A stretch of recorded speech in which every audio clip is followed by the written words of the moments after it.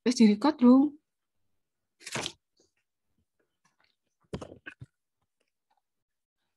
Assalamualaikum warahmatullahi wabarakatuh. Waalaikumsalam warahmatullahi wabarakatuh. Waalaikumsalam warahmatullahi wabarakatuh. Selamat malam teman-teman semuanya. Alhamdulillahirrahmanirrahim, kita masih diberi kesempatan bisa bertatap muka walaupun secara online seperti ini. Yang saya hormati Bapak Bayu Billy Andri dan Bapak Heri Pramono selaku dosen mata kuliah Sosiologi Olahraga. Perkenalkan, saya Nazratul Azizah selaku moderator dari kelompok 5. Pada kesempatan ini, izinkan kami mempresentasikan hasil diskusi dari kelompok kami mengenai olahraga dan kesehatan. Sebelumnya, perkenalkan anggota kelompok kami. Kepada para anggota dipersilahkan untuk memperkenalkan diri. Kayaknya salah deh li download. Ini kayaknya PPT yang lama. Baleni. Sebenarnya salah, Bro.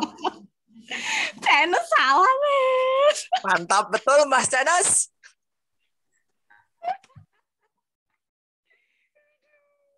Ya tak pice yo, tak pice.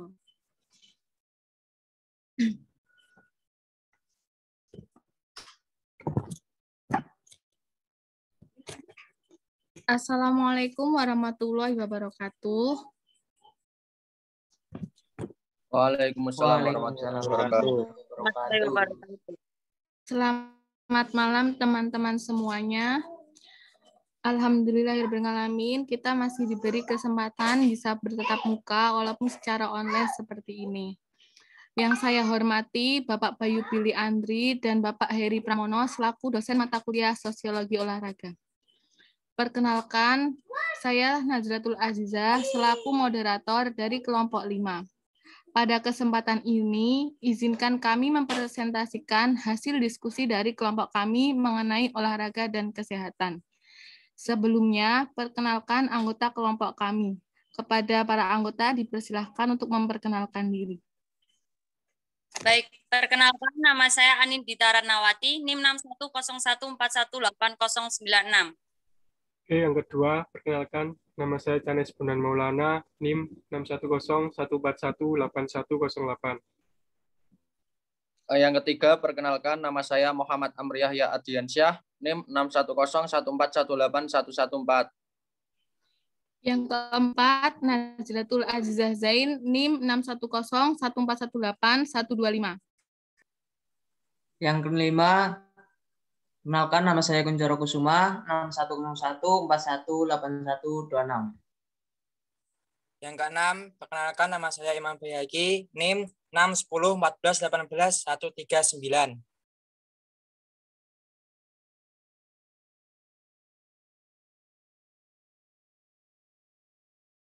Selanjutnya nomor 7, Radha Zara Mekalasari 61414190001. Yang ke-8, saya Andrian Dani Pradanto, NIM 61014190031. Saya Inga Indah Wijayatri, NIM 610141979. Yang terakhir, nomor 10, Diki Denistianto, NIM 61014191184. Terima kasih kepada para anggota yang sudah memperkenalkan diri.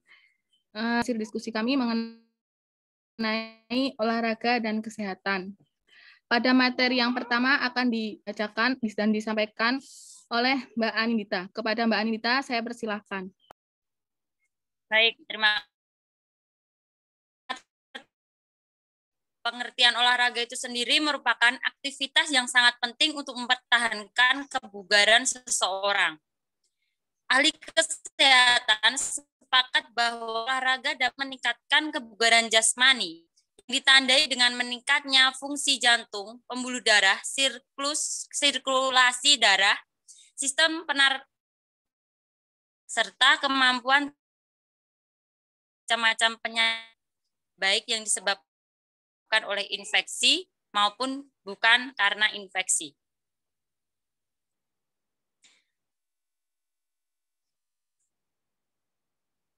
Selanjutnya akan dibacakan oleh teman saya. Ya, selanjutnya mengenai kebugaran. Kebugaran adalah kebugaran fisik, yaitu kemampuan seseorang untuk dapat melakukan kerja sehari-hari secara efisien tanpa timbul kelelahan yang berlebih sehingga masih dapat menikmati waktu luangnya. Kebugaran digolongkan menjadi 3. Yang pertama kebugaran statis, yang kedua kebugaran dinamis, dan yang ketiga kebugaran statis orang yang bebas dari cacat atau disebut sehat. Sedangkan kebugaran dinamis adalah kemampuan seseorang untuk bekerja secara efisien yang tidak memerlukan keterampilan khusus, misalnya berjalan, berlari, melompat, dan mengangkat. Yang ketiga, kebugaran motoris merupakan kemampuan seseorang untuk bekerja secara efisien yang menuntut keterampilan khusus. Misalnya, seorang pemain sepak bola dituntut untuk berlari cepat sambil menggiring bola. Selanjutnya akan dipresentasikan oleh teman saya.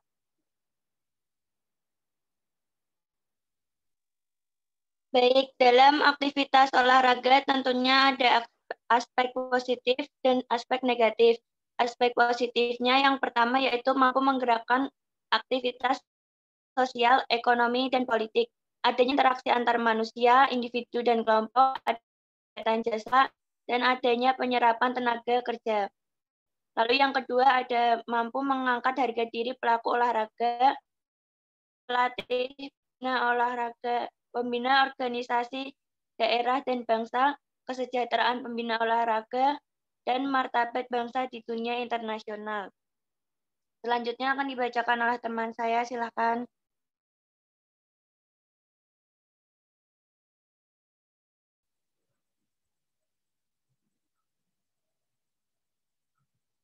Nah, untuk selanjutnya yaitu aspek negatif dalam olahraga.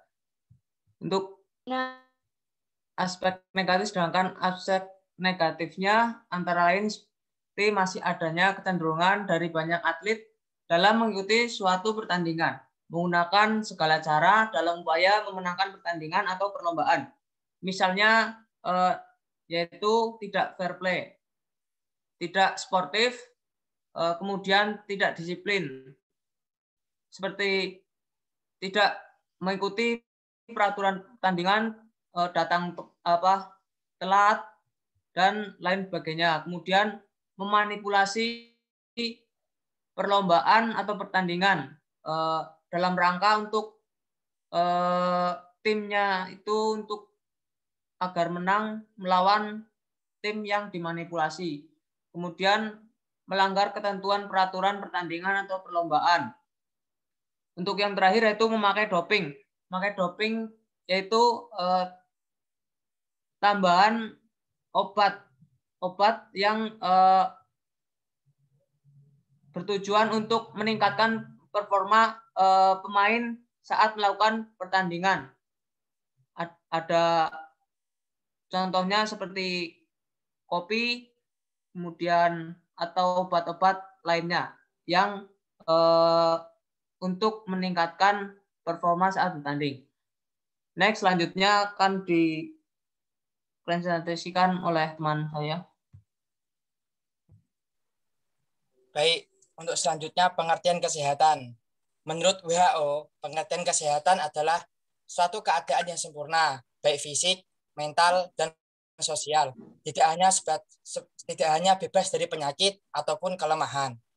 Sehat menurut WHO terdiri dari suatu kesatuan penting dari 4 komponen dasar yang membentuk positive health, yaitu 1. Kesehatan jasmani, 2. Kesehatan mental, 3. Kesehatan spiritual, 4. Kesehatan sosial. Selanjutnya akan dijelaskan oleh teman saya.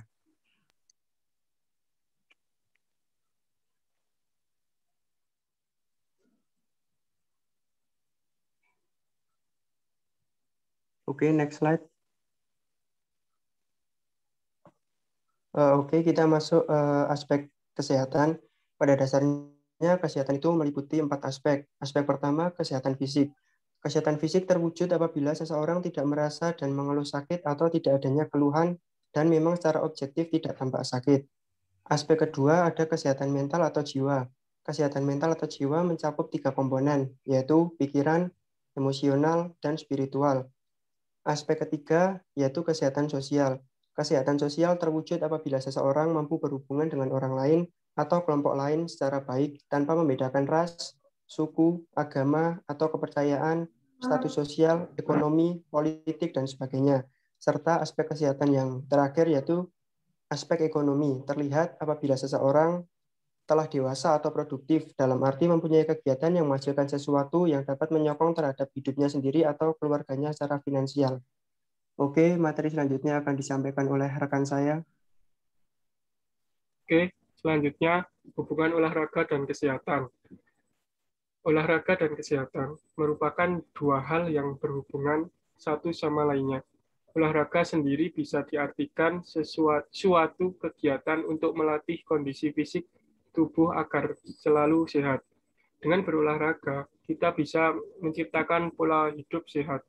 Menurut Dr. Novita Intan Arofah, olahraga atau latihan fisik bertujuan untuk meningkatkan ketahanan fisik atau kebugaran dan meningkatkan kesehatan dengan menurunkan faktor resiko terjadinya gangguan kesehatan.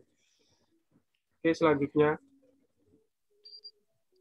Baik, saya akan bacakan mengenai 4 komponen kebugaran yang berhubungan dengan kesehatan. Yang pertama, daya tahan jantung paru-paru. Yang kedua, kekuatan dan daya tahan otot. Dan yang ketiga, kelentukan. Dan yang keempat, komposisi tubuh. Oke, selanjutnya dibacakan oleh rekan saya.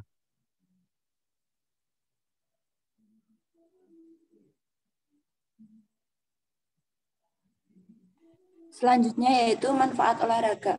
Yang pertama yaitu meningkatkan daya pikir otak. Yang kedua meningkatkan daya tahan tubuh. Selanjutnya yang ketiga yaitu menghilangkan resiko stres. Yang keempat memperlambat proses penuaan. Yang kelima yaitu membentuk tubuh yang ideal. Selanjutnya akan dibacakan oleh teman saya.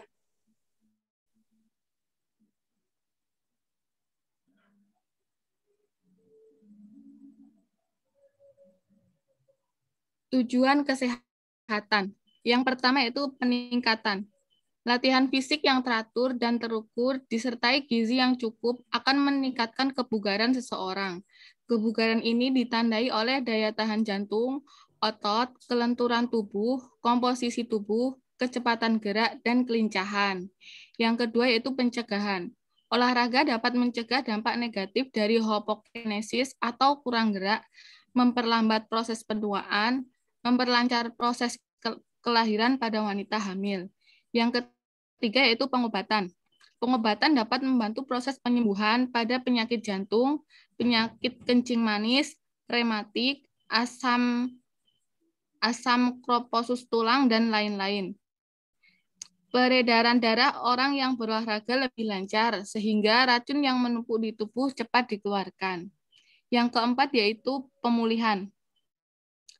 Penyandang cacat, kerusakan otot, tunarungu, epilepsi, dan lain-lain membutuhkan olahraga yang sesuai dengan keadaan penderita. Apabila penyandang cacat ini tidak melakukan olahraga, maka cacatnya akan bertambah karena terjadi kerusakan gerak, otot menjadi lemah sehingga mudah timbul penyakit-penyakit seperti jantung, ginjal, dan lain-lain. Sehingga olahraga sangat diperlukan bagi penyandang cacat, juga sangat diperlukan untuk menghilangkan anggapan masyarakat bahwa mereka tidak mampu berbuat apa-apa. Next. Sekian yang dapat kami presentasikan. Kesimpulannya, hubungan olahraga dengan kesehatan yang linear dan berbanding lurus memberikan pengertian bahwa kesehatan kita didukung oleh seberapa sering dan konsistennya kita dalam melakukan olahraga. Olahraga atau latihan fisik bertujuan untuk meningkatkan kesehatan fisik atau kebugaran dan meningkatkan kesehatan dengan menurunkan faktor resiko terjadinya gangguan kesehatan. Ada beberapa komponen dasar kebugaran yang berhubungan dengan kesehatan, antara lain daya tahan jantung paru-paru, kekuatan dan daya tahan otot, kelentukan, dan komposisi tubuh.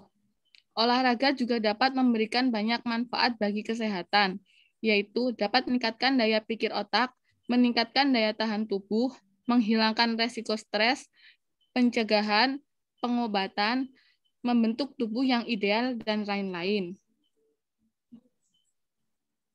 Sekian yang dapat kami presentasikan, kurang lebihnya kami semua mohon maaf, dan saya pribadi juga mohon maaf. Terima kasih. Wassalamualaikum warahmatullahi wabarakatuh. Waalaikumsalam. Waalaikumsalam warahmatullahi wabarakatuh.